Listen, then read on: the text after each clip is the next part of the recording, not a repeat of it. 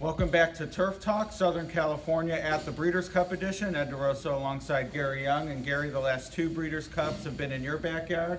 Now it's your turn to come to Louisville. I brought my jackets. A wise move. Yeah, we're looking at 50s, but dry on Friday and Saturday. Some rain earlier in the week that could affect the turf course. We'll talk more about that as we get closer and know more about it. But I did want to ask you about the home team, so to speak, your home team, Southern California horses, coming to the Breeders' Cup. And the horse I am unquestionably most interested in getting your take on, both her last race and what she's done coming up to this one, is Abel Tasman. You know, her first race this year when she ran on Derby Day, I did not think she was cranked for that race. Her workouts for that race were kind of so-so, and I wasn't surprised that she didn't run an Abel Tasman race that day. She rebounded after that race, and her works for her race on Belmont Day were terrific. It wasn't tough to predict that she would, if you watch those works, that she would have a major improvement. She did, and won that race very impressively. Then there was the gut puller at Saratoga. Yeah. I mean, that was obviously Elate hasn't been seen since then, and Abel Tasman came out of that race still with plenty of time to recover, and still ran horrible in the Zenyatta. Right. Her workouts for that race they weren't like they were for the Derby race, where she just wasn't ready to fire off the bench, but they weren't like they were for the race on Belmont Day, in which she trained like a pretty much certainty. Did I see that Hindenburg coming in the Zenyatta? No. Obviously the people that bet the show didn't either. Right. She's worked well since the race.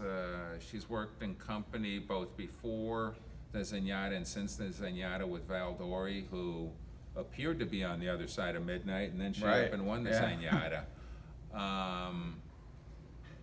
You know, she's worked well.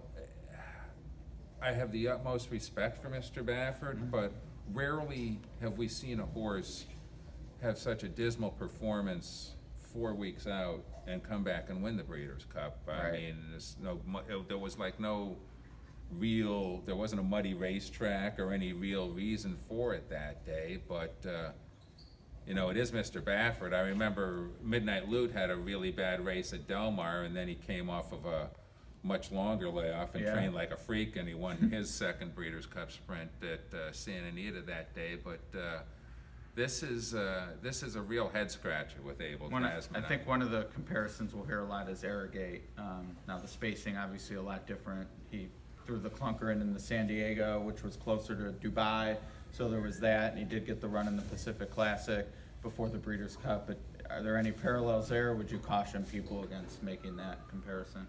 Maybe. I mean, you know, Arrogate rebounded somewhat in the Pacific Classic, but if he's the real Arrogate, he's not supposed to get beat by Contested. I mean, Contested is a nice horse. He's 5 lengths better at Del Mar Racetrack than anywhere else, and he won that race that day. But Arrogate's not supposed to get beat by him.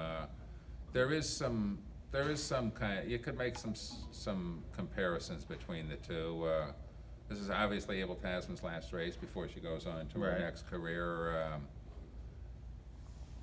I wish I could give the fans the definitive answer. I wish I could. All right. Well, my last question then, in terms of the distaff, is would Unique Bella have won this race? If she could have went the mile and an eighth, the mile and an eighth would be pressing her a long way. The bridge too far. All right. Well, like I said, looking forward to getting your thoughts on Abel Tasman when she gets here. That's the biggest question mark for me, especially the morning stuff, for a lot of the reasons you said. She touted herself before the Belmont race, so maybe we'll see here, because it does seem at her best she's the best of this group. Yes. If she fires her best shot, she wins this race. All right. Well, Gary Young, looking forward to your thoughts all throughout the week. It's going to be a fun one. Thank you.